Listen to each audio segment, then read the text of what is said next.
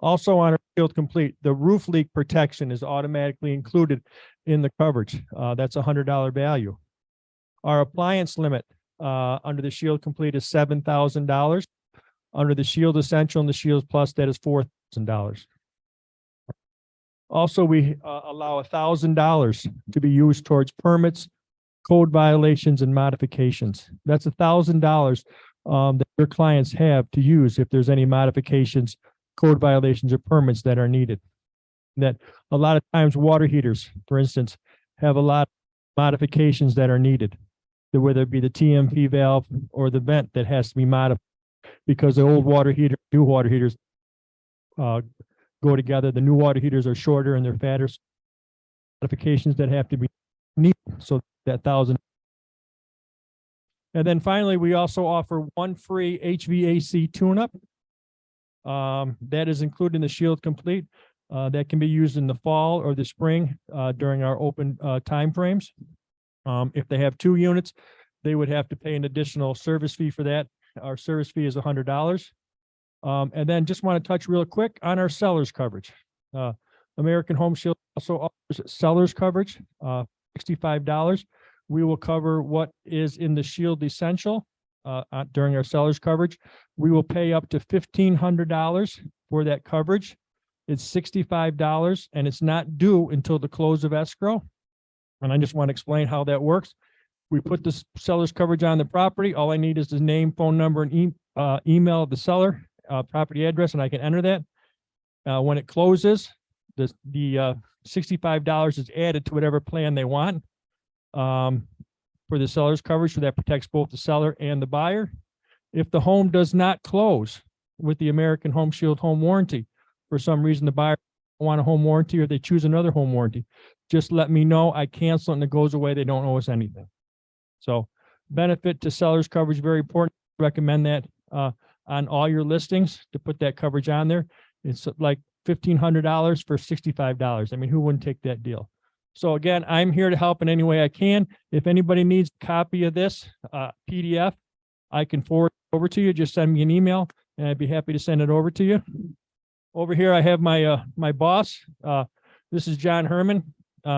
He also has been with the company 18 years. We pretty much started at the same time. So between us both, we've got a lot of experience and we can help in any way we can. Want to say a few words, John? So I'm not his boss. We're actually good friends. Worked together for a long time, and I know that y'all are in great hands here. In the interim, I don't know what our long-term plan is going to be. I know that Bree Castro was really highly respected and well loved by us as well. So we wish her all the best. And as Jake said, he's going to be taking care of you in the interim. We'll see if that becomes a permanent solution or not as I work to backfill the position. I want to take just a quick moment to say thank you. Change is hard. Change is hard for all of us, right? So in my role with Front Door Corporation, I've managed 3 brands here in Arizona on the sales side for a while. Landmark, OneGuard, and American Home Shield, all 3, right? So when we made the decision to consolidate to a single brand, we knew there were some risks involved with that, right? And one of the biggest risks is change. So I wanted to take a moment just to say thank you this morning, because that transition has exceeded all of our expectations. We really appreciate everyone being open-minded and giving this consolidation an opportunity. As Jake said, the Shield Complete plan that came out in April last year was a big part of that in all my years with the company. And I've worked with all 4 of our home warranty brands at one time or another. It's the best plan, pound for pound, that in my estimation that we've ever had. And that's part of why we're doing what we're doing. The other reason we've done this, and this is important as well, is we wanted to put all of our talent, all of our resources, all of the combined skills and experience of all our employees behind a single brand. We were managing 3 different contractor networks, right? 3 different authorizations departments, 3 different purchasing departments, right? And we did not have all of our resources dedicated on a single focus. That's what this is about, to bring more resources to support real estate professionals and their clients. So again, we appreciate you being behind us in this transition. If Jake can do anything at all for you, he is super available. Thanks very much. Thank you, gentlemen. And Tina, come on up. There we go. Good morning. Morning. Hi, guys. Welcome. I'm Tina Powers with Motto Mortgage Pros. Cindy, mic check. Am I doing well? Okay, just checking. Thanks. All right, guys, come on up here. Hey, I want to take a moment to recognize our team. Motto has an event every year where they recognize top performers. And I want to tell you, this team right here got a couple of awards, as you can see up here, for production and hustle. And I just want to say congratulations to the team. Thank you. I mean, this team, guys, they work really hard to make sure that every loan closes and they've got the right solutions for you. And so we want to thank you that have given us the opportunity to serve you, and then also ask if there's anything that we can do for you, please give us that opportunity. The second thing we want to do is just talk about, this is in your newsletter, and for those of you that are here, we actually gave you a handout as well. We just wanted to talk a little bit about the products that we offer. And we're not going to go into a lot of detail because we just, there's a lot of caveats to every single loan that we do. But as you can see, we do a lot of different things, not just standard VA, FHA, conventional. So anything anybody wants to say about any one of these products? Nope. Okay. They're all good. We can help you. Anything you want to say? Did you want to say something? Well, our new product, buy before you sell, meaning that the person has a home to sell to buy another home. It's kind of won't get out a lot of detail, but it's almost like a bridge loan that gives them the money to go buy the new house. And they've got like 90 days after they buy that house to sell their house. So that's a good program. And what's interesting about that one is, let's say that they want to take advantage of that. If they go through the program, they actually don't have to pay anything if they decide not to accept that guaranteed buyout. So it's a great way for people that are going, I really just don't want to sell before I move. So I want to just move on to one more thing quickly, and that is the Lunch and Learn. We are sponsoring it with Richard Cook, one of the property managers, and it's about investment properties. And so I got licensed in 1989, and I do not have one investment property. And so Richard and I were talking one day, and he's like, "What is wrong with you?" Well, obviously I was afraid to do it. So we came up with this concept, and I think it would be really great for everybody to say, if you don't own investment properties, do you want to come to the class, learn how to do it? If you own investment properties, come and help us out with your expertise. And then one thing that we hope also is that we can teach others, our sphere of influence, our friends, family, past clients, we can help them. Brian, I know, owns investment property, and I don't think he regrets it. Nope, right? All my investment properties, when I factor them all together, they actually pay for themselves. It's almost like I'm living mortgage free, even on my own primary residence. So, but I've got connected with some great realtors, and that's you guys. So we want to teach people how to do that mathematically. So we want to teach them how to build wealth, right? And so, and then Mr. Hart, or John Hartsook over here on the end, he's going to be also doing an event, reverse mortgage. You want to just talk a little bit about that? Yeah, I think it's going to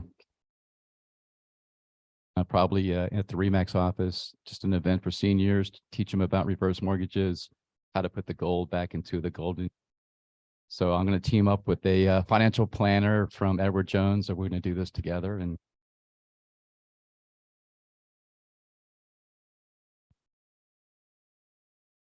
Shelby Williams, you know him?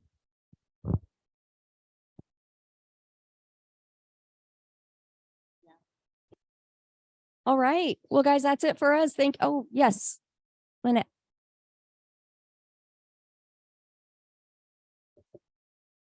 Oh, I have not heard that. Have the FHA has been approved for a 40-year loan?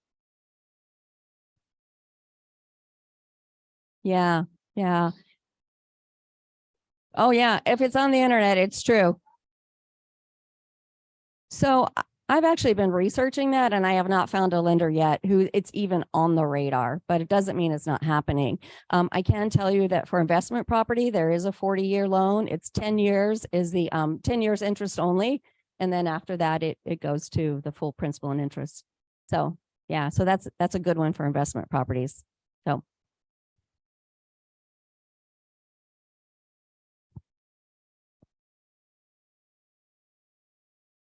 Yeah, absolutely. We hope that you will invite anybody that could benefit from that, you know, because I feel like there are a lot of seniors who could, you know, benefit, and yourself included. Okay. I'm way too young for John. Not. But you know, I think that also with our seniors, they do have concerns about when they hear reverse mortgage, they have concerns about it. So we really want to kind of just break those myths and help them understand how it could really benefit them. Okay. Anything else? Thanks, guys. Okay, Jody, close us out here. Here you go. Thank you. Good morning, everyone. I'm going to take just a quick second. Everybody, I'm Jody Snyder, Title Lines Professional. I want to introduce you to Samantha Covell. She just started with our company a week and a half ago now.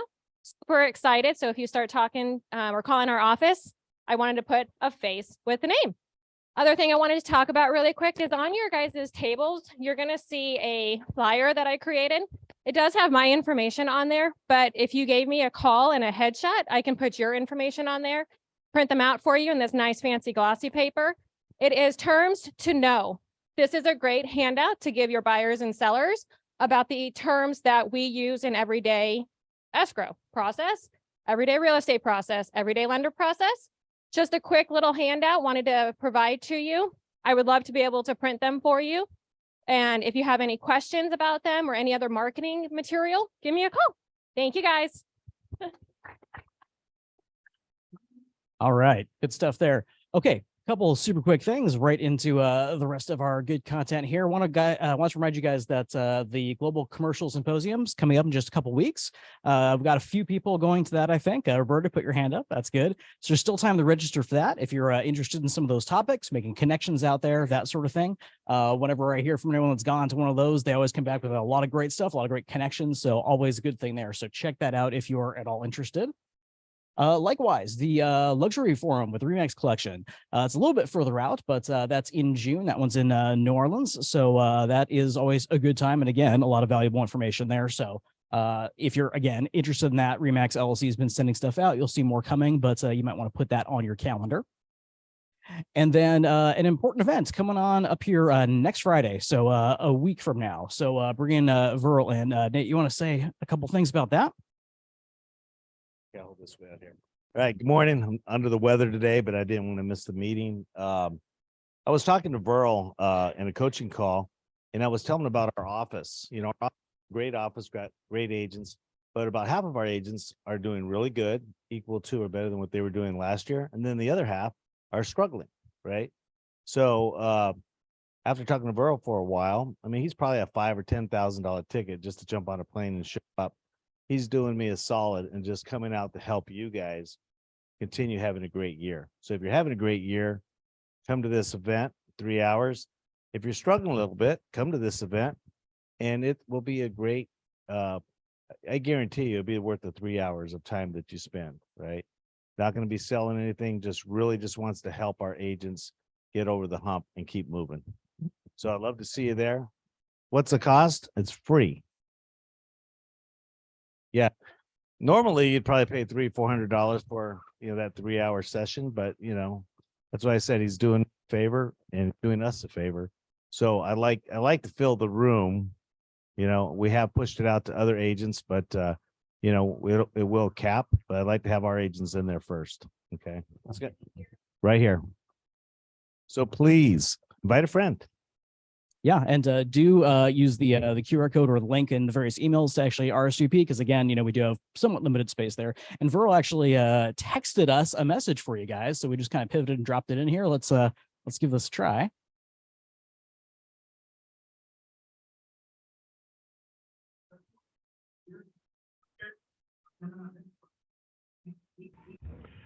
Hi, friends. I just wanted to say hi to all my friends out there at RE/MAX Professionals. It's been a couple years since I've been out there. We're coming out next Friday. I can't wait to see you. It's Friday the 14th. We're going to go 9 to noon, and we're going to talk about how to thrive in a changing market. We have agents and teams all over the country that are absolutely killing it, even though their MLS shows sales are down.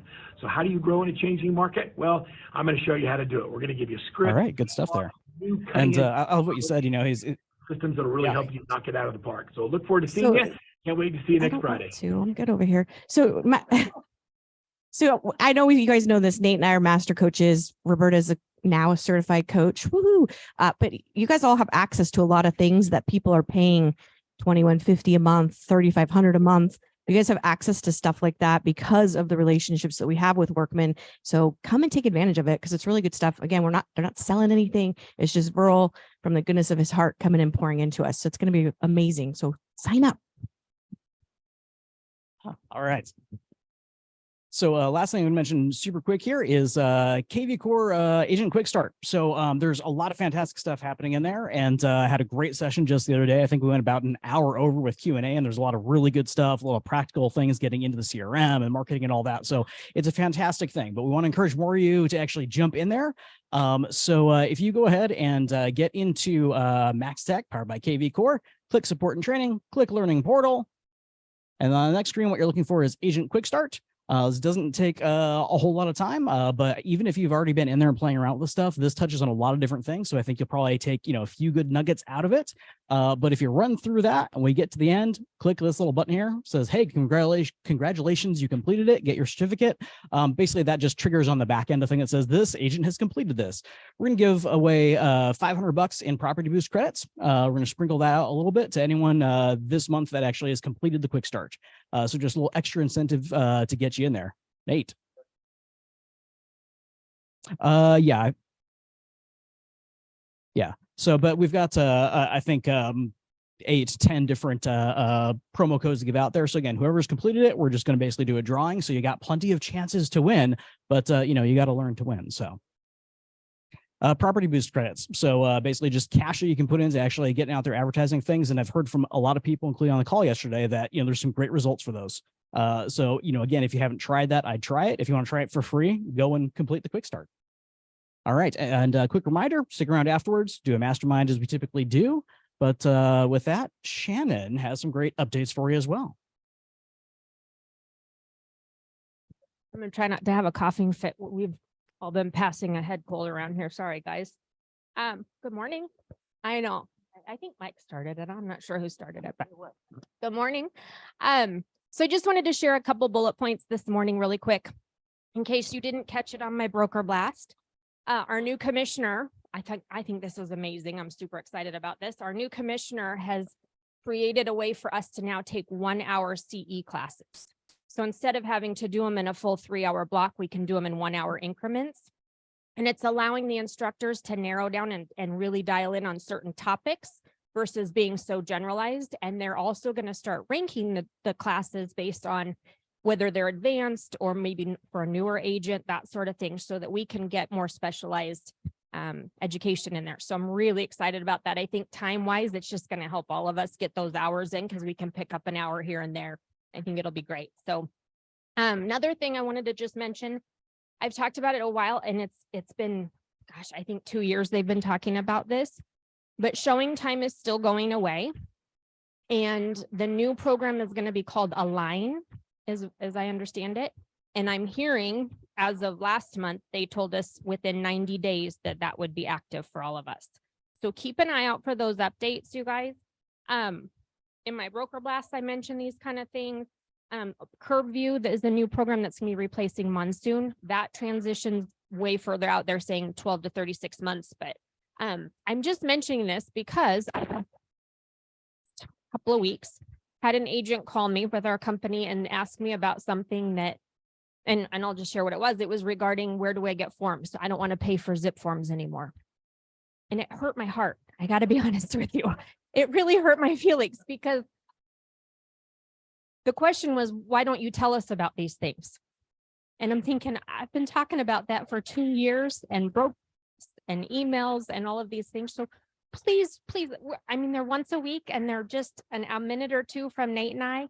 These are nuggets that are really important. We try to just narrow down and scoop out all the noise for you and dial it down to the things we think that are really critical for you to know. So please pay attention to those if you can. Also wanted to mention that we've talked about this a lot, but wraps, you know, we don't do wraps. And if someone isn't familiar with what a wrap is, please come talk to me and I'll share with you. But the short version is, if you are in a transaction where the seller's loan is not being paid off in full, let's talk before you even take a step further into that transaction. The investors are getting creative with how they're submitting offers, and they're calling them all these different names now. They're subject to certain things, and they have these addendums that they attach with all this fine print. And on the surface, these offers look really great. When you dig into them, they're really not. So I just, you know, if you get something like that, really pay attention to the fine print. I had an agent email me just this morning with an investor offer where it says, this is a full price offer. For page 1 of the contract shows that it's full price, but then their addendum says, well, we're actually only going to pay 70% of the appraised value. And then we're going to have this separate agreement that says that within so much time, I haven't read the whole agreement yet, but they'll get the rest of that equity potentially. The red flags all over this stuff, but they're getting very creative. They're making these offers look very appealing, and there's a lot of red flags in them. So just be careful with those. In case you hadn't heard, it's been all through a lot of the real estate news, but you know, the lawsuits that I've been mentioning have been in the background for a few years now. One in particular became a class action suit this last week and was granted class action status.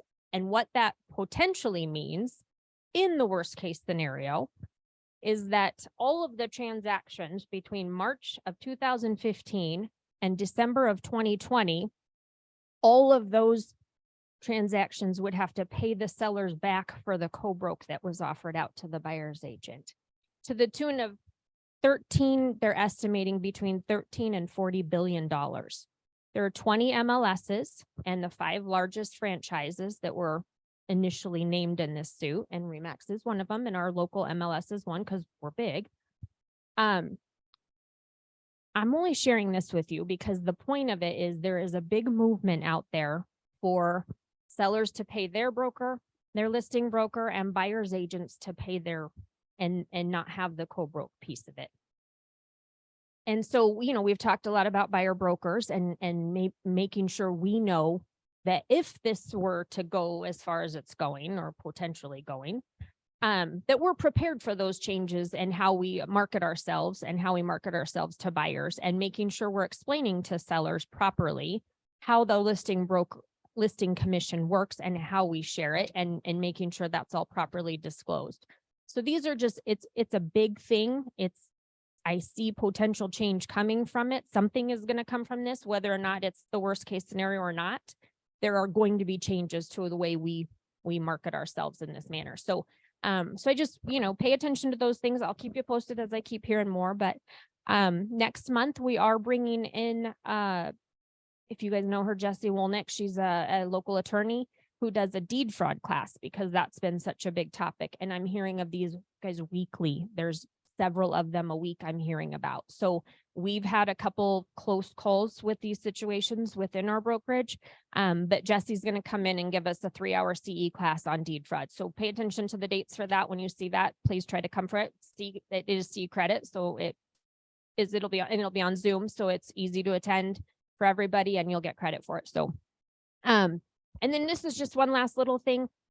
I am seeing a lot of contracts come through, whether you guys are writing them or someone else, but I'm going to address it for you guys, where earnest money is not specified. It'll say to be determined, buyer's choice, any of those kind of things. And I just want to caution you on that. And here's why, because the legal statute actually says it has to be the form of payment identified and specified, and then what's happening with it. So the reason those boxes are there are not for it to be determined where it's other. It's for other to say what form it's actually going to be in. Is it going to be in a money order? Is it going to be in a cashier's check? Is it going to be a wire? But it needs to be specified. That and the legal description as well. We're hearing some horror stories where agents are doing the TBD on the legal descriptions, and then the title companies are doing their best to try to fill that in. What if they're a parcel number off, or the address isn't quite right? Or we all know, we see in the tax records, sometimes your mailing address versus your tax records address. Those are not always accurate. So the legal description is very critical. And I would just encourage you to not ever put that to be determined in escrow or TBD kind of a thing. Make sure you're doing your research and putting the proper legal description so that the title company is actually transferring the correct property at closing, because that can be a huge issue, I think. So obviously, so those are just my quick bullet points. We have Liz next, and she always has amazing information. I'm so excited she's here. So anyway, just welcome Liz up here, you guys, and if you need anything, let me know. All right. And I don't think Liz particularly needs introduction. She's one of our very favorite people, always knowledge and data rich. So I'll let you jump right to it, Liz. Thank you. So wow, Shannon, thank you for all those updates. Shannon was just mentioning the fraud, the deed fraud. Okay.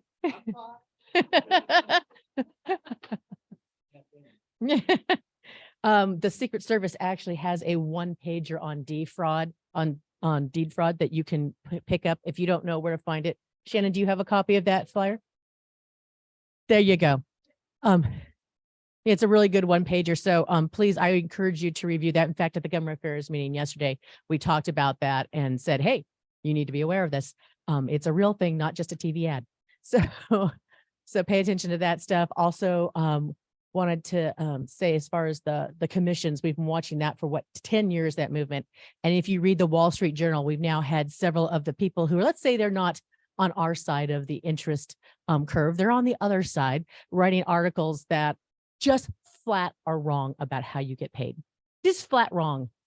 There's no ifs, ands, or buts. So I encourage everyone, whenever they can, please, just in conversation or whatever it is that you're doing, let people know you're negotiating your compensation.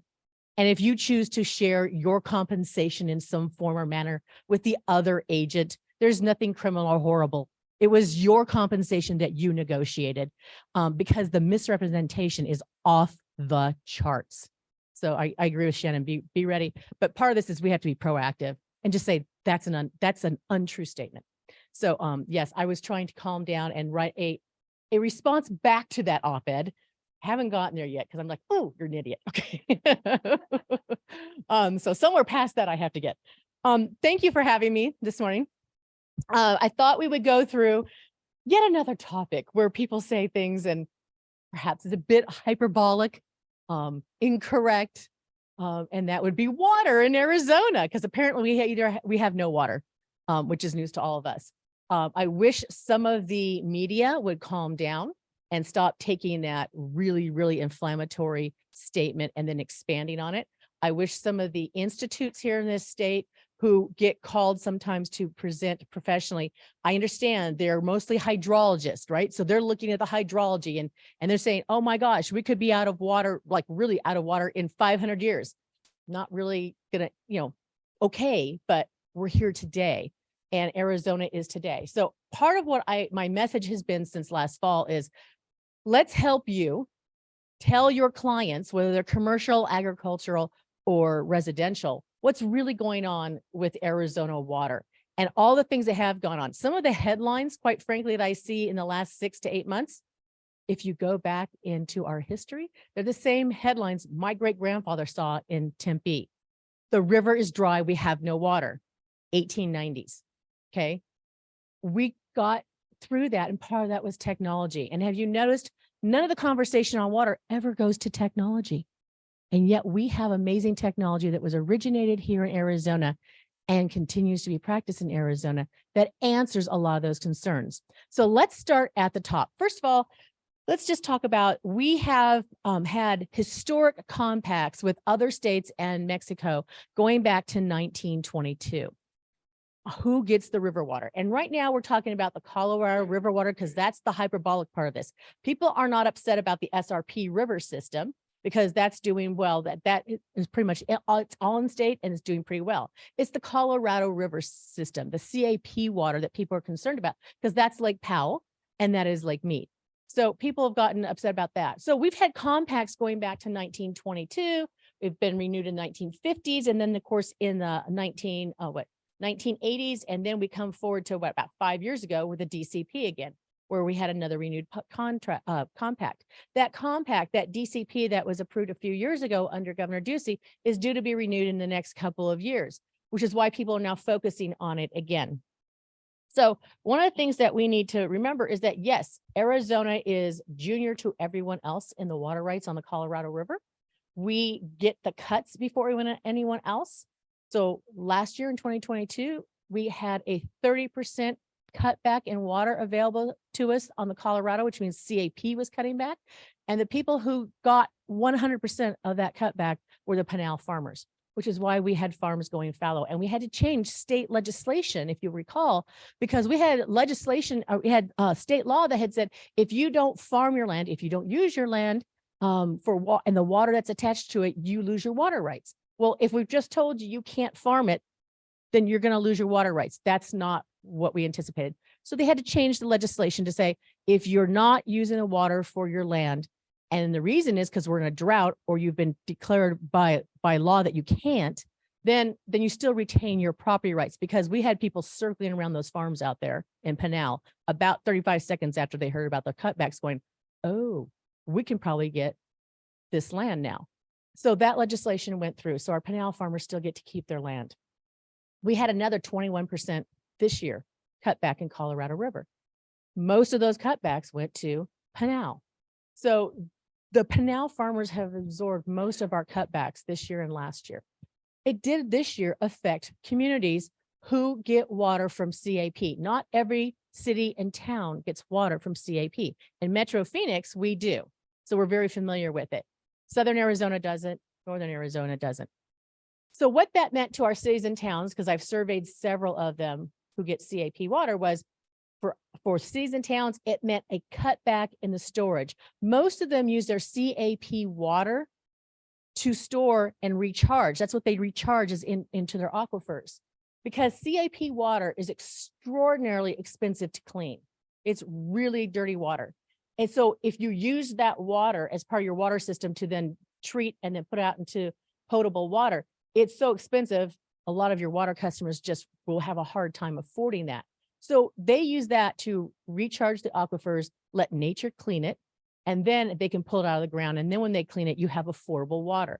So for most of those cities and towns, they were looking at a 2 to 5% cutback in the amount of water that they were going to store via recharging. And that's why we haven't really seen a lot. We will see our water prices go up in the next, probably over the course of the next 10 years. You will start to see a series of water increases, because now we're starting to reach into more of the more expensive water in most of our communities.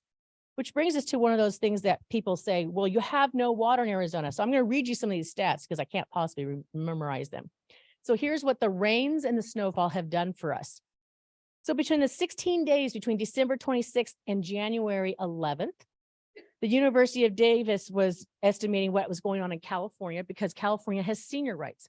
Arizona has never taken all of its Colorado River. We've never used all of our water that we're entitled to. California does use that leftover water. And so the question is, and you'll hear this in debates, Arizona is being drastically impacted by what California is or is not doing. They have not, since the 1970s, increased any of their capacity to store water.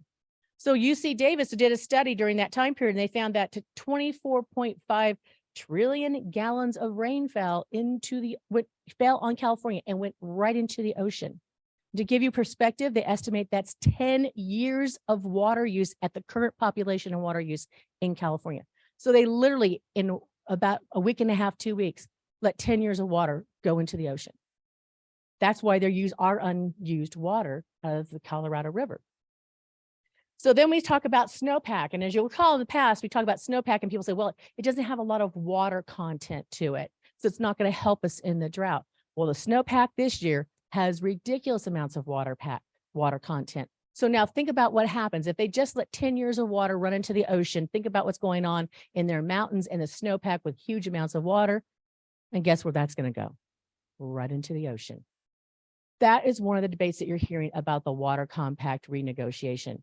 Arizona and Nevada in particular are saying, California, you need to get your act together. You can't keep using our excess water and letting, in this case, about 20 years of water fall into the ocean. You need to get your act together and have some kind of storage capacity that you can increase, whether it's recharging or dams or whatever it is you want to do, but you need to do something. So watch for that debate to really start impacting the discussions, because it's already gotten not friendly with the Colorado River states that are not California.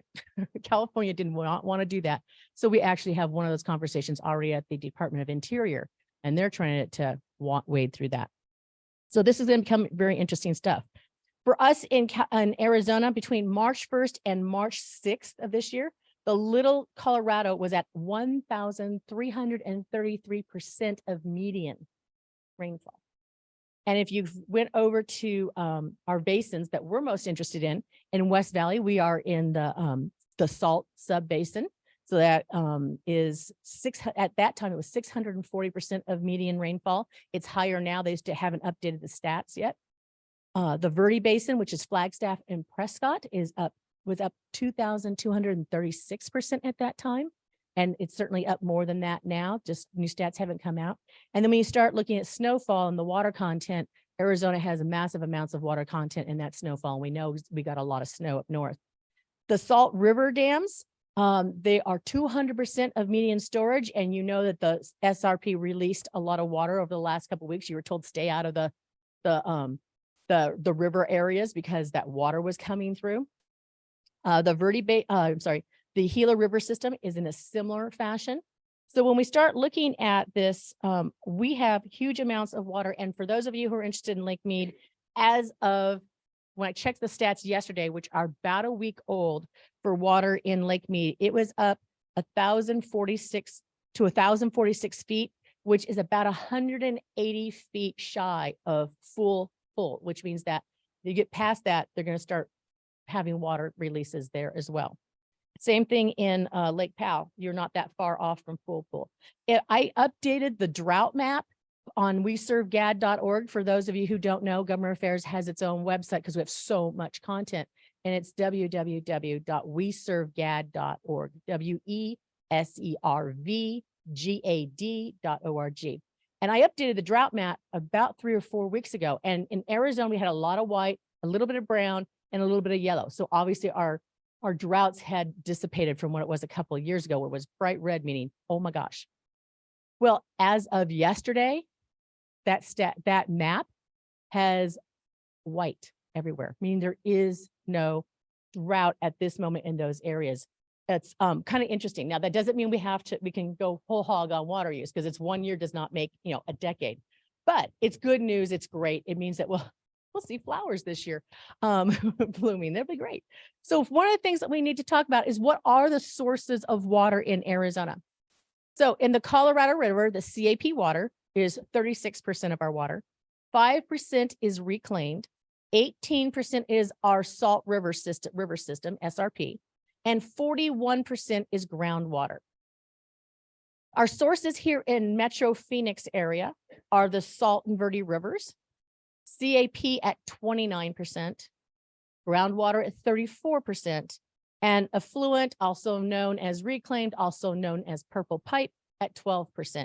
Now, I think we all can understand that we're going to see purple pipe expand in our cities and towns. Some cities and towns in this area, in the Metro Phoenix area, already have full-blown purple pipe. That's what their city landscaping is, and is all that stuff. So that's great. They're ahead of the curve. But I got to tell you right now, back to cost of your water and wastewater may go up.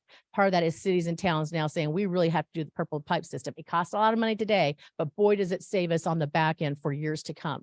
So watch for that happening to the municipality's water supply that you have. The cities who have rights to SRP water. So we have CAP, that's the Colorado River, and then we have SRP, in-state river water. Not every city and town has rights to either source of water. Only some have CAP rights, and only some have SRP rights. So there are 10 cities in Arizona that have rights to the SRP water as incorporated cities: Avondale, Chandler, Mesa, Glendale, Peoria, Gilbert, Phoenix, Scottsdale, Tempe, and Tolleson. So we have 2 of those large sources of water. Then we have to talk about what our water demand is here. And we have a lot of ongoing construction in various sectors.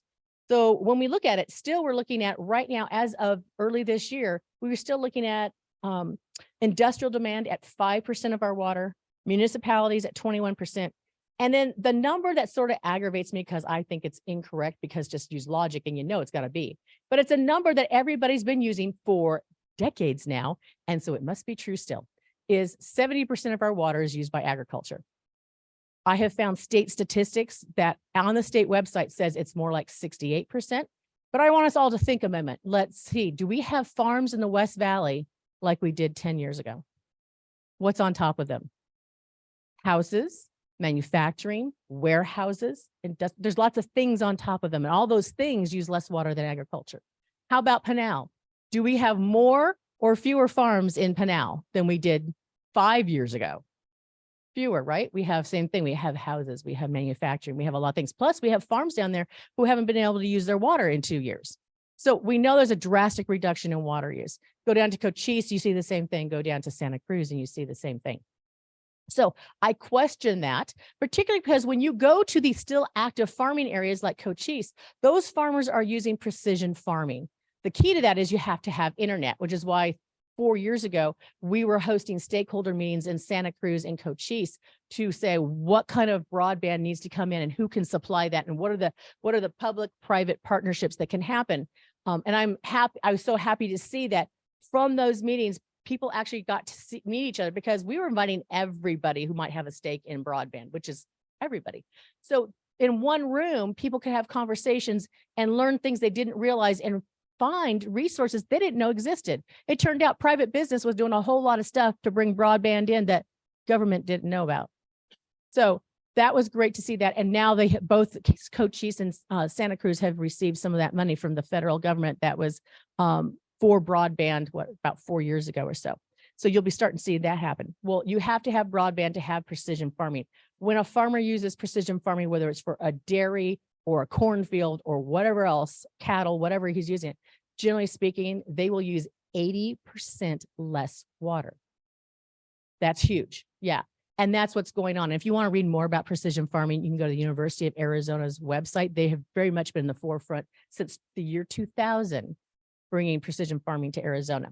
So if you have non-farmed farmlands and you have housing and manufacturing, industrial and warehouses, and then you have precision farming, is it reasonable to assume that 68% of the water is still being used by agriculture? Probably not. I don't know what the correct number is, and apparently no one's interested in looking at that, but I'm going to say it's less than 68% of our water. So with that, we're going to go through and talk about, well, what else is going to happen that we need to be aware of? First of all, we are very interested in making sure that you have and access the accurate resources and that you are able to guide and be the source of the source for your clients to get accurate information.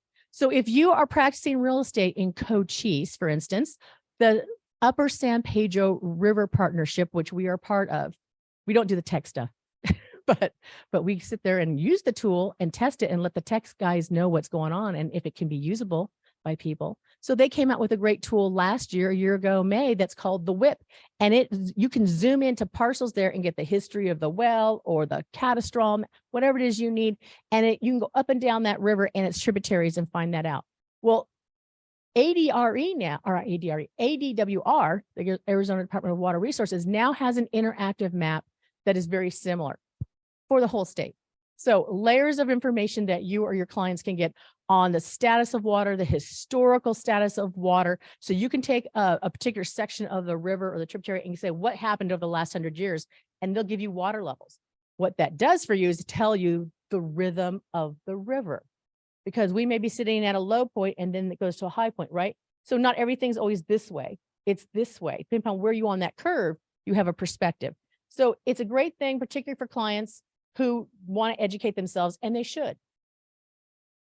I am extremely interested in making sure your clients participate in their own lives by making sure they educate themselves on water in Arizona and water that they have rights to on their parcel of land they're either considering buying or they're selling, or they just own it because they inherited it. So one of the flyers we have is that Water in Arizona flyer, which I just updated earlier this year because we have a new AMA. The Douglas AMA was the Douglas INA, but in November, voters decided to turn that into an AMA. So that's on there. We also have a new INA, the Hapalua. I'm probably pronouncing that terribly. But it's a new INA and it's just north of us over here. That was declared by ADWR. And it tells you what an INA is and what an AMA is, because that's the backbone of our water system when you're in an incorporated area, particularly an urban area. And if you're just out. So that goes to AMAs are your assured water supplies. The 100 years assured water supplies is what our builders and our manufacturers, when they're going to put something in, they have to show that they have the water supply for 100 years within an AMA. If you're an INA, that goes to you're not going to use this for irrigated lands unless they were irrigated lands that had already been grandfathered in at the time that our water legislation was enacted in the 1980s. Douglas AMA is the first new AMA we've had since that water legislation was enacted. So if you have people who have property in what is now the Douglas AMA, that AMA incorporates the Douglas INA lands plus a little more, because AMAs are encompass basins, not just areas, the land areas. It encompasses a basin. So that is there. I will tell you right now, if you or someone you know has land that is within that Douglas AMA and they have water rights, they only have about another year to file the paperwork with ADWR to retain their water rights. So if you know someone down there or you're practicing down there, make sure that you have those people go to ADWR's website for the Douglas AMA, fill out that paperwork. And it takes time for that paperwork to go through the system. So if I were someone in that position, I'd be filing that paperwork yesterday, because it's going to take a while for them to go through their processes to make sure that they confirm that those water rights and then grant you retention of that. So basically in IMA and AMAs and INAs have different rules. An INA stands for irrigation non-expansion area. So those were lands that were cultivated. There is land that was cultivated, and as of the 1980s legislation, they maintained the ability to irrigate that cultivated land, but they could not expand more. So if you didn't get in during the 1980s legislation for your water rights to use as irrigation for cultivation, you're out. Here in our area, the other thing INAs are used for is for contracting water supplies with municipalities. So Buckeye just inked a deal with a Harquaquela INA, which is just out there past Tonopah, to bring in more water to Buckeye over the next 25 years. They also inked a deal with one of the Indian nations to do the same. I know a lot of people look at Buckeye, and because of the media and some of the other unfortunate releases of incorrect information, they assume Buckeye has no water. At this moment in time, Buckeye has enough water for the next 25 years at the current growth pace. That's before Harquaquela and before the new water source from the Indian nation was contracted. So they have water. Is the water where the growth is going? No. That's one of our biggest problems in Arizona right now, is we have people over here and water over here. So how do we get the water where the people are? Pinal has the same thing. The global water and Arizona water are actually working together to bring a pipeline into West Maricopa, city of Maricopa, to bring water to them, because the water is just south of and east of them. And so they're going to bring that water in. Well, Buckeye wants to grow that north and west section. Their water, and if you know the rivers down in Buckeye, is waterlogged. Okay, they have really a lot of water there. Legislation was changed last year once again to allow them to not just waste that waterlogged water, but actually to use it. So they have a contract with Palo Verde, and there's new technology once again that will allow Palo Verde to take that brackish water from that waterlogged area, treat it, and then use it at Palo Verde. That wasn't possible even 5 years ago. So technology is amazing. It goes fast. Now that's true. So the other thing that Buckeye did was they're bringing up water, and they started doing this 2 years ago. They started building the new water facilities basically along Broadway roughly, and starting at Miller and going west. They have 3 of them. They're pulling up the water from the river so they can start distributing to that northwest section of Buckeye that they're trying to develop. So one of the things that people look at is they look at the world and they say, oh my gosh, these people are irresponsible with water, whoever these people at the time are. So I'm going to pick on Douglas Ranch, which is now Trivista, because Hughes Corporation bought that. It is massive, granted, but it's not built out. Builders are starting to build, but they're only going to build about this much of that huge area. Why? Because they only have 100-year water supply for a certain number of houses right now. The builder is working on getting those other sources of water so they can start building out the rest of that development. Needless to say, this will be a multi-decade build out, which we already knew, even though there's water, if there was water sitting underneath there, it would be a multi-decade build out. But Hughes Corporation's going around and trying to secure that water, and they aren't going to start building until they have that water. So that's one of the things when people say, what the heck is going on out there? At this point, the houses they're building, they have proved they can have access to a 100-year water supply. Now, just like cities have mixed portfolios of their sources of water, which if you have someone who says, I'm concerned about water in Arizona, how do I know where to live? And they're looking at cities. Well, then the first thing they should do is talk to the water management people at that city and say, what are your sources of water? And show me your water portfolio. Because if you're in Avondale, your water comes from 5 different sources in that city. If you're in Phoenix, your water comes from 2 different sources, almost 50% of which is CAP, which means when CAP has a problem, you have a problem, right? But you can go to other cities and they'll have 3 sources of water. So if you have clients who want to buy a house inside of a city or town, just go to water management people, prepare to talk to them for about an hour because I love talking to you about this. And they're going to talk about their water portfolio and how they manage their water. So that's important. But just like cities have to have a water portfolio and manage it, so do individuals, particularly if you're going to be out on your own land, building your own house. And businesses who go out there and they build something out there and they site themselves, you have to build. And this is what we really find critical. Individuals have to take responsibility for what they're doing in their own lives. I feel strongly about that. And I think sometimes in our industry, we try so hard to serve them that we take that responsibility away from them and we take it on ourselves, which I'm not a fan of. I got to tell you straight up, when I was a broker, I did not like that. I thought it was, first of all, unfair to them. They need to have the abilities and the tools to be able to take care of their own decision-making and be happy with that. And then it also puts us in a position where we have a certain amount of liability if there's an oopsie that we cannot predict. Yeah. So in the interest of being kind, sometimes we're not kind. And so here at WeSERV, we are working, our Water Issues Task Force is working on a worksheet that we hope to have released end of April, mid-May, somewhere in there. It's currently going through a legal review because I also believe in that. You don't always know if you made an oopsie until you have a lawyer look at it. And they say, don't say that.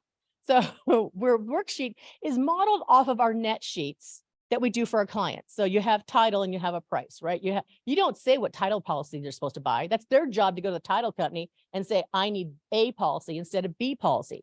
That means they would have to read something, and that's okay. So edifying themselves is important.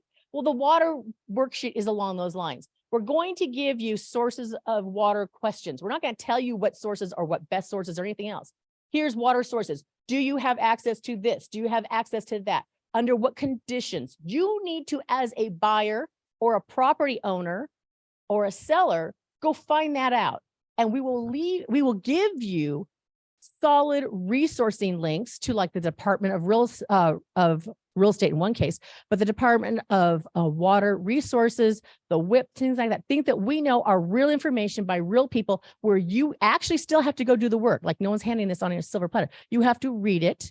You have to find out where your property is. That's a super good thing to know exactly what you're buying. I got to tell you, Shannon, the whole comment you made about doing the legal description, I required that when I was a broker of my agents. And we had one instance, we had the correct legal description all the way on our documents. And we went into escrow. Title the first time, the preliminary title came back correct. When we went to close, the deed was off by 1 number. If we had not known and checked consistently that legal description, we would have closed on the wrong property. No, it has. Yeah. So part of this is all wells and things like that are registered, and they have legal descriptions too.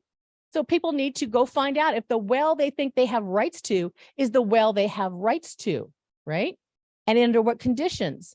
If they have water in front of them. I see water in the river. You may not have rights to that. Don't assume that. go do the research. And this worksheet is designed to give them the pathways and the tools to do that research. So then they can come back to you and give you their instructions so that you can carry it out. And they are satisfied with what they have found out, which is their responsibility. So this tool we're working on, we hope will be a great tool for you to give to any of your clients, agriculture, commercial, residential. And we have all those resources on there. So look for that, because we are very much interested in making sure people create their own portfolios. I know right now everyone's talking about Rio Verde. Okay, come on. Rio Verde. It doesn't have a secure water source. If you have a well, it goes down maybe 400 feet and then you're hitting a shelf. That's just the geology. And there's a lot of people you can drill all the way down and you're not going to hit water. So just think about this. A house that people spent $850,000 for a year, if they gone 1.5 miles south, they would have paid $1.5 million. Yes.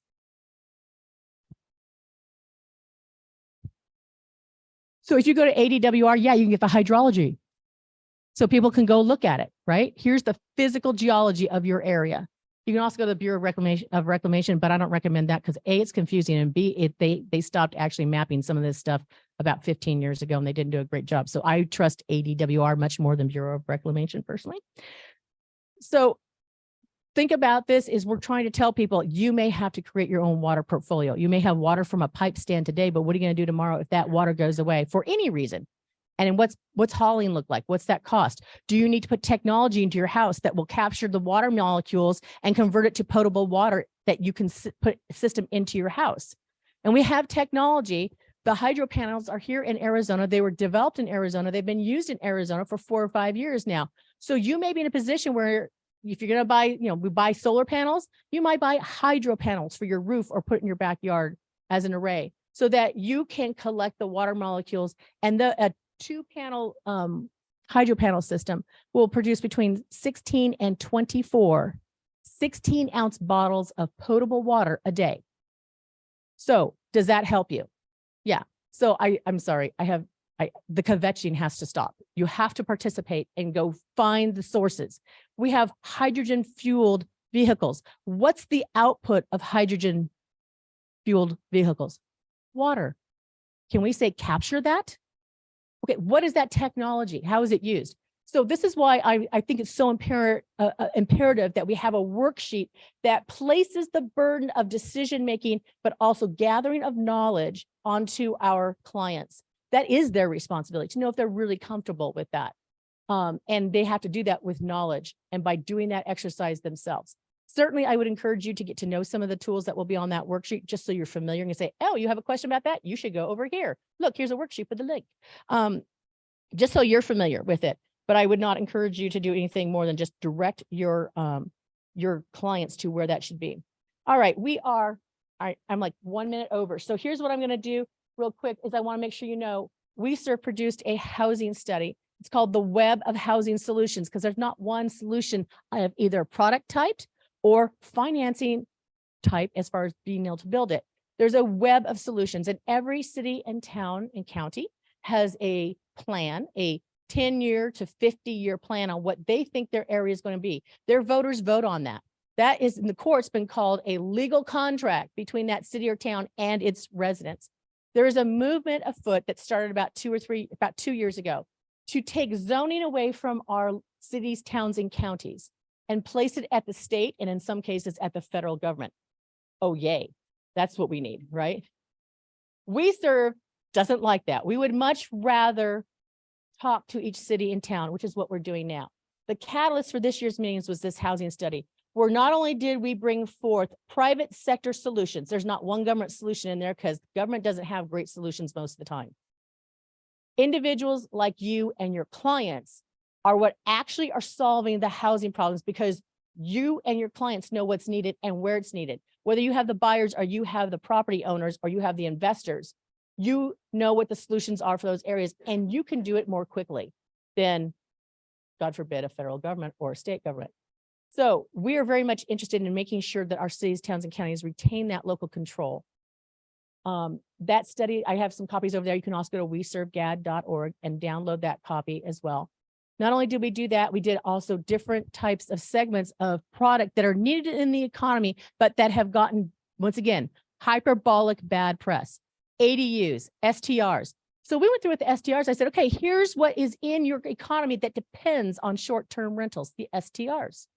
Do you have an engineering plant who brings in foreign talent from out of state or out of country for a week or two at a time for a special project?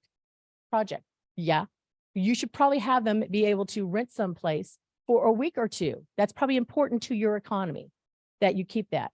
How about people who come in for medical reasons? If you're near a VA hospital or a cancer treatment hospital or some other major facility like that, there are people who don't need to be in the hospital still, but they do need to be at the hospital every day.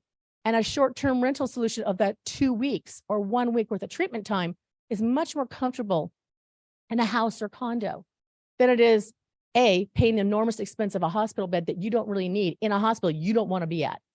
Okay. And same thing with families who are visiting, particularly in our VA areas. I used to have investors who would invest in houses near VA. And when our active duty military were injured from combat, their families would rent those places for a week or two so that they could stay with their loved one and visit them more often.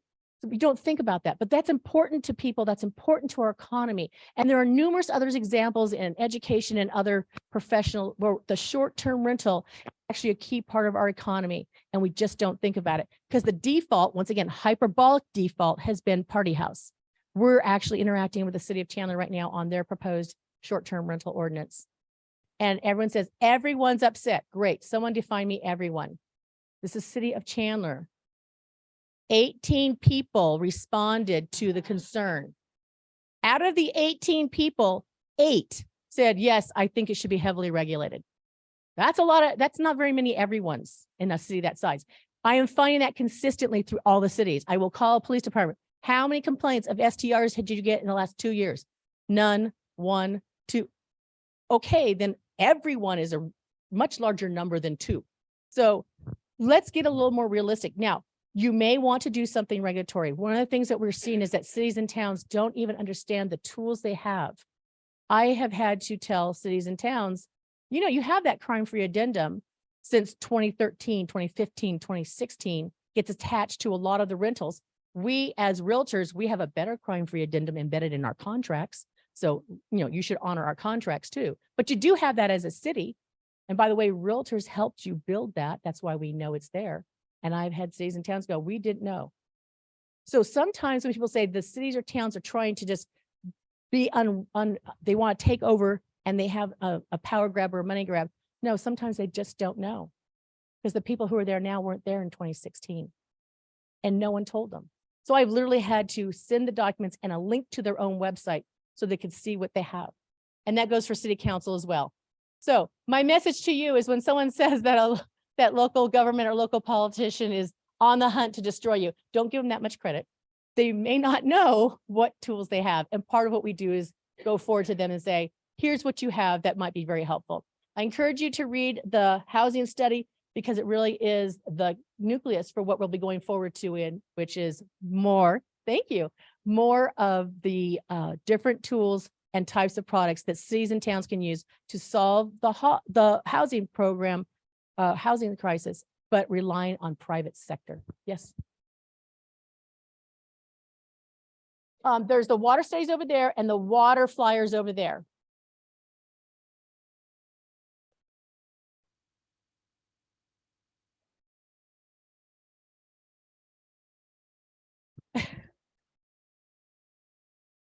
And you can always find both of those documents on WeSERVGad.org. So yeah, thank you very much. Oh, sure. Thank you, Liz. So I saw a lady speak last week at AAR in Prescott, the spring conference. Can you speak to the 1.2, was it $1.2 billion that's being invested into technology and future water in Phoenix? Okay, you're talking about City of Phoenix? Yes, I Okay, believe so. City of Phoenix, I can't speak to that because it's not part of our territory. So I don't follow city. I'm aware as far as it's happening. I just don't know the details of it. Yeah, so this lady was from Freeport something, and she said that finally got approved through the legislation that $1.2 billion is being invested back into technology and future. She also said that compared to Atlanta apparently only has 30 days of stored water for their whole city, which is kind of crazy. Yeah. And she said, you know, we've got decades. And so Right. we have really good Yes. and she was the same way you were. the headlines. Just don't believe the headlines. So it's just not accurate. And then the key to technology is there's stuff right now we know about, there's stuff coming down the pike that's not quite ready for prime time, but it'll be here in the next year or two. So I encourage you to have clients look at that. Yeah. And my last thought before we jump over to Shannon is if you have a property with a well on it, don't trust what you see on the well permits. I had a situation where the well was said it was located where it was. It actually wasn't. And it wasn't until we did a survey that we found out. So just be careful of that, because sometimes and when I called the water department, they often said it happens. So yeah, so you would think that a government entity that wouldn't happen, but it does. So just be careful with that. Yeah, you do have to be careful. We have a 120-year history or more of people just plunking down stuff. So. Sure. Am I there? Oh, there I am. With the change potentially coming down the road with the compensation conversation, Yes. has there been anything at all mentioned about the fact VA won't allow buyers to pay their buyer broker? Do you know from a governmental standpoint, has there been any? I haven't seen anything, but nobody has ever So addressed that. part of what piece. you're talking about, and I actually read the VA legislation that's in part of their code, their lending guidelines. Yep. And part of this is it goes back to the original legislation. So they can't just change it. It would have to take an act of Congress to change that. And what you're getting at is they had the seller mandatories, right? And that's where you get the rub is in that legislation that was passed for VA. That's part of their guidelines. So you can't do anything unless you go back through Congress. They don't have the freedom to change things like they might Right. in other places. And it's just shocking to me that no one has brought. Does everyone know what I'm talking about there? The VA guidelines say that the buyer cannot pay their buyer broker. So, right. And So all if- those expenses were in the legislation. If you go back to the arguments at the time of legislation, is we want to make sure our veterans don't have to pay what essentially are, from their point of view, junk fees. And when I started in the business, they were called junk fees. We saw them on our net sheet would be junk fees. Okay, the word junk was there.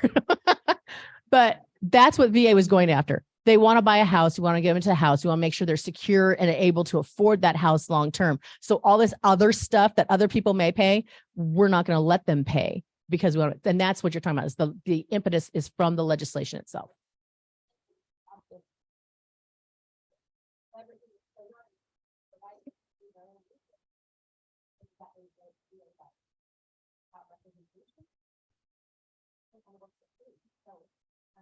Yeah, and that will have to be revisited. And we're going back in a lot of ways to the model it was prior to the court case in the mid-70s that gave us the ability to do buyer broker as we know it now. Before that, everyone did have their own agent, and there were problems with that. So I would encourage you to read back at that court case. I want to say it's Meyer, but I'm not sure off the top of my head.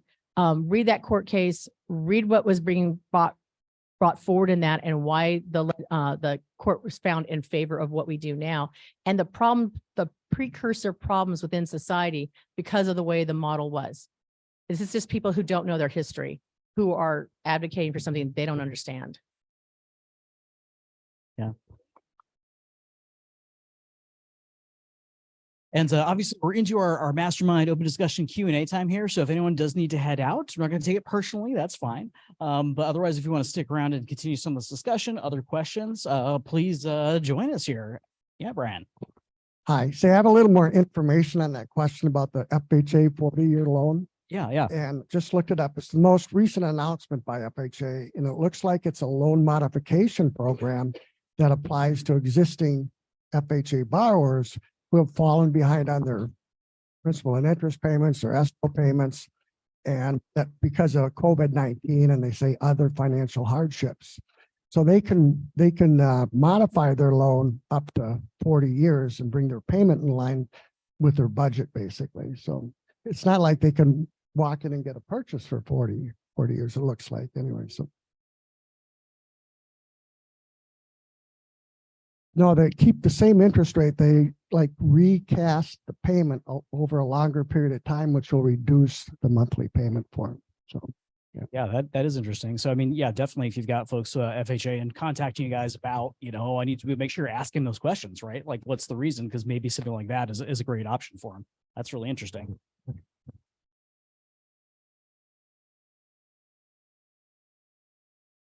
Well, Sarah's here, Shannon's here, I'm here, y'all are here. Brian, great info right there. Thank you for that extra value add.